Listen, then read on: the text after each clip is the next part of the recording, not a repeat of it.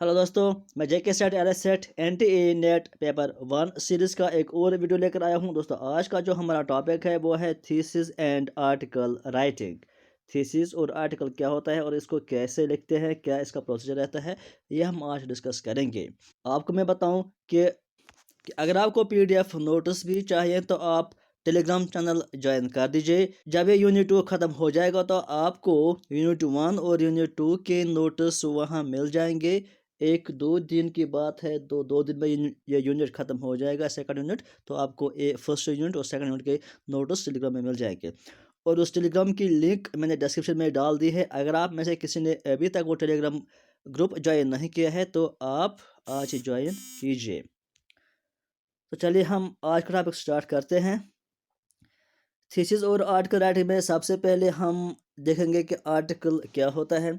दोस्तों ये जो आर्टिकल होता है इसको कभी कभी कहते हैं स्कॉलरली पेपर या इसको एकेडमिक पेपर भी कहते हैं।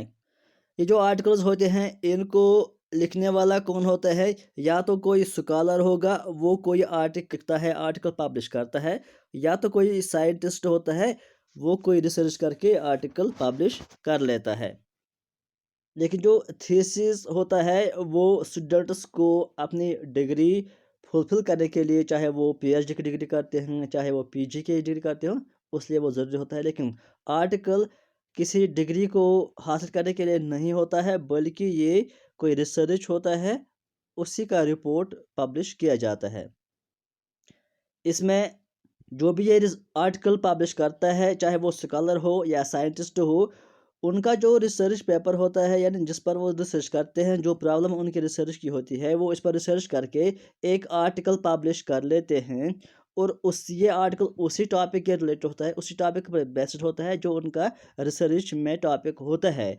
और जो भी जिस पर वो रिसर्च करते हैं उसका वो आर्टिकल पब्लिश करते हैं। इसका मकसद यही होता है कि जो वो रिसर्च करते हैं वो बाकी लोगों तक पहुंच जाए, या वो उस जो भी उस फील्ड से रिलेटेड है उन तक पहुंच जाए और वो उस रिसर्च के बारे में जान लें जो कि उन्होंने रिसर्च किया होता है। और ये रिसर्च आर्टिकल्स किस में पब्लिश किए जाते हैं? ये पब्लिश किए जाते हैं जो जर्नल्स होते हैं, वहाँ पर ये पब्लिश किए जाते हैं।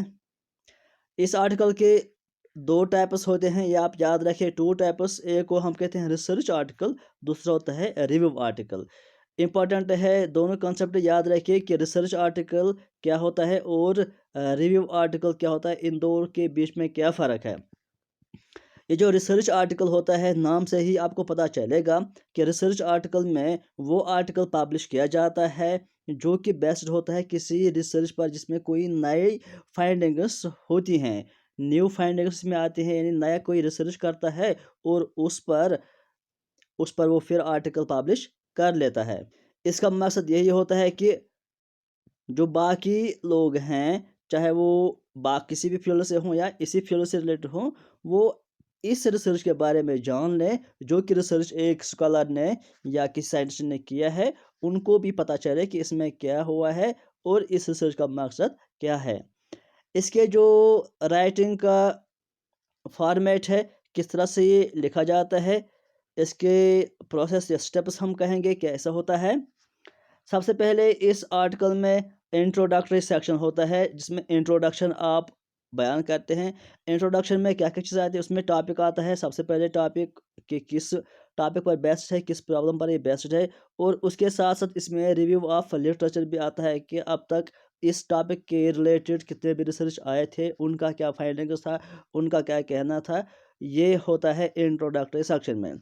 और दूसरा सेक्शन इसका होता है थर्ड सेक्शन, यानी जिसमें ये आप बयान करते हैं कि इस रिसर्च को करने में कौन कौन से मेथड्स यूज़ किए गए हैं, किस तरह से ये रिसर्च कंडक्ट किया गया था, ये आता है इस दूसरे सेक्शन में। और उसके बाद जो एक और सेक्शन है वो है रिजल्ट सेक्शन। रिजल्ट सेक्शन में आप ये बयान करते हैं कि इस रिसर्च का आपको क्या रिजल्ट मिला है, क्या कंक्लूजन मिला है, और क्या फर्दर फाइंडिंग्स आपको इससे मिली है, और सजेशंस भी आप क्या देते हैं इस रिसर्च में। ये सारा आता है इस थर्ड वाली सेक्शन में। तो ये था थोड़ा सा इंट्रोडक्शन अबाउट रिसर्च आर्टिकल। उसके बाद जो दूसरा टाइप आर्टिकल का होता है वो होता है रिव्यू आर्टिकल। रिव्यू आर्टिकल भी आपको नाम से ही पता चलेगा कि रिव्यू आर्टिकल क्या होता है। रिव्यू आर्टिकल का मतलब वो है जिसमें हम रिव्यू देते हैं, यानी कोई नई रिसर्च नहीं करते हैं, कोई नई टॉपिक पर कोई रिसर्च नहीं होता है ये, बल्कि जो पहले से ही रिसर्च हुआ होता है उन्हीं को रिव्यू करते हैं। जो अब तक रिसर्च आया है उनका लिटरेचर पढ़कर उन पर रिव्यू करते हैं। इसको हम बोलते हैं रिव्यू आर्टिकल। ये अक्सर बेस्ट होता है सेकेंडरी सोर्सेज पर, क्योंकि पहले ही वो रिसर्च आई हुई होती हैं, तो उन्हीं रिसर्च को रिव्यू किया जाता है। It summarises the available literature. जो भी लिटरेचर अब तक टॉपिक्स पर अवेलेबल होता है उसको पढ़कर उसका रिव्यू किया जाता है कि उसमें क्या क्या ख़ास चीज़ें पाई गई है, तो वो इस आर्टिकल में बयान किया जाता है। और ये जो टाइप है आर्टिकल का, यानी रिव्यू आर्टिकल, ये अक्सर किस में इस्तेमाल किया जाता है, कहाँ पर ये ज़्यादा पॉपुलर है? ये ज़्यादा पॉपुलर है मेडिसिन के फील्ड में या हेल्थ केयर के फील्ड में, क्योंकि वहाँ पर अक्सर रिसर्च होती रहती हैं मेडिसिन से रिलेटेड, हेल्थ केयर से रिलेटेड, तो वहाँ पर उनका रिव्यू किया जाता है और उन्हीं का रिपोर्ट पेश किया जाता है। इसका एक और मकसद ये भी है कि ये आर्टिकल पढ़कर उस पर्सन को पूरी जानकारी मिल जाती है जो ये पढ़ता है इसी आर्टिकल से, यानी उसको रिसर्च पढ़ना नहीं पड़ता है। ये रिसर्च आर्टिकल प्रोड्यूस करने का मकसद ये भी होता है कि लोगों को, यानी पूरी वो रिसर्च नहीं पढ़नी पड़ेगी, सिर्फ ये आर्टिकल पढ़कर वो सारी जानकारी जो भी इम्पोर्टेंट होती हैं उस रिसर्च से रिलेटेड वो उनको पता चलता है सिर्फ एक आर्टिकल पढ़ने से, जिसमें बहुत सारे रिसर्च का रिव्यू किया हुआ होता है। तो उनका भी टाइम बचता है और उनको भी ये समझने में आसानी हो जाती है। तो ये था आर्टिकल के बारे में। अब जो नेक्स्ट अब है हमारा वो है थीसिस, यानी थीसिस क्या होता है और इसका प्रोसेस क्या है, ये थोड़ा सा ज़्यादा इंपॉर्टेंट है एज कम्पेयर टू आर्टिकल। इसको थोड़ा सा ध्यान से पढ़े। थीसिस वो चीज़ होता है या थीसिस को हम डिसर्टेशन भी बोलते हैं। ये वो डॉक्यूमेंट होता है जो कि चाहे पीजी कंप्लीट करने के लिए प्रोड्यूस करना पड़े या डॉक्टरेट की डिग्री के लिए प्रोड्यूस करना पड़ता है ये रिसर्च, इसको बोलते हैं डिसर्टेशन या थीसिस। इसमें क्या क्या होता है? इसमें सबसे पहले आता है रिसर्च प्रॉब्लम, यानी कौन सा प्रॉब्लम है जिस पर रिसर्च किया गया है, और उसके बाद रिसर्च प्रपोजल भी आता है और फाइंडिंग्स कंक्लूजन वगैरह ये सारा इसमें आता है। तो नीचे हमने इसका फॉर्मेट भी दिया हुआ है कि क्या इसका फॉर्मेट रहता है, कौन सा स्टेप पहले आता है, कौन सा स्टेप बाद में आता है। तो ये हम देखेंगे यहाँ पर। ये जो थीसिस होता है इसमें अलग-अलग चैप्टर्स आते हैं। सबसे पहले जब ये स्टार्ट होता है तो इंट्रोडक्टरी चैप्टर पहले आता है। पहले इंट्रोडक्टरी चैप्टर, इंट्रोडक्टरी मतलब जिसमें इंट्रोडक्शन आप देते हैं टॉपिक के बारे में, उसके बाद उसी में आप एक्नॉलेज सर्टिफिकेट वगैरह ये सारा उसी में आता है। उसके बाद जो दूसरा चैप्टर आता है वो आता है रिव्यू ऑफ लिटरेचर, उसके बाद रिसर्च मेथोडोलॉजी, और ऐसे ही ये कंटिन्यू रहता है। वो हम नीचे अभी देखेंगे डिटेलर के किस स्टेप के बाद क्या क्या स्टेप आता है। तो दोस्तों यहाँ पर हम देखते हैं कि सबसे पहले आता है टाइटल पेज।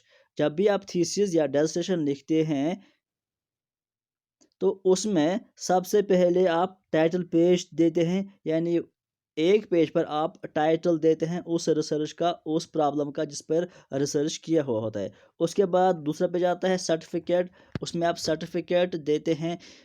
ये सर्टिफिकेट इसलिए होता है कि ये जो रिसर्च है ये एक प्योर रिसर्च है, यानी किसी का कॉपी पेस्ट नहीं है, एक न्यू रिसर्च है, वो इस सर्टिफिकेट में लिखना होता है। उसके बाद एक्नॉलेजमेंट, एक्नॉलेजमेंट का मतलब कि आप जिसको हम बोलते हैं कि शुक्रिया अदा करते हैं आप उन सारे को जो जिसने आपको इस रिसर्च को कंडक्ट करने में हेल्प किया है, चाहे वो आपको सुपरवाइज़र है, चाहे वो कोई और है जिसने आपको ये रिसर्च कंप्लीट करने में हेल्प की होती है, वो सारा आप उसमें बयान करते हैं। उसके बाद टेबल ऑफ कंटेंट्स, यानी आपके रिसर्च में क्या-क्या आने वाला है, वो आप एक टेबल के सूरत में देते हैं। कंटेंट्स की क्या-क्या टॉपिक्स के क्या-क्या हेडिंग्स हैं, किस-किस पेज नंबर पर क्या-क्या है, ये सारा आप टेबल ऑफ कंटेंट्स में लिखते हैं। उसके बाद लिस्ट ऑफ टेबल्स, अगर आपके रिसर्च में कोई टेबल भी है तो वो आप उनका लिस्ट बनाकर आप इस पेज पर डालते हो कि किस किस पेज पर कौन सा टेबल है और वो किस से रिलेटेड है। और लिस्ट ऑफ फिगर्स, अगर आपके रिसर्च में कोई फिगर्स भी हैं, आप उनका भी एक लिस्ट बना लेते हो कि कौन कौन सी फिगर्स कहाँ कहाँ पर हैं।